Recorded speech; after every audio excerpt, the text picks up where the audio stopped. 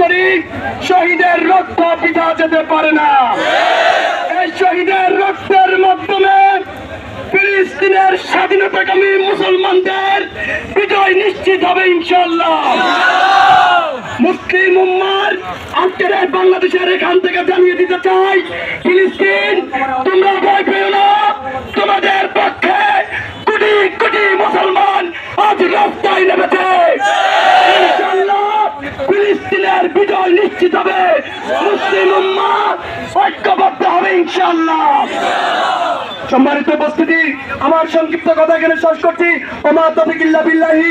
আসসালামু আলাইকুম ওয়া রাহমাতুল্লাহি ওয়া বারাকাতুহু। আর আমাদের জিহাদের সময় চলে এসেছে।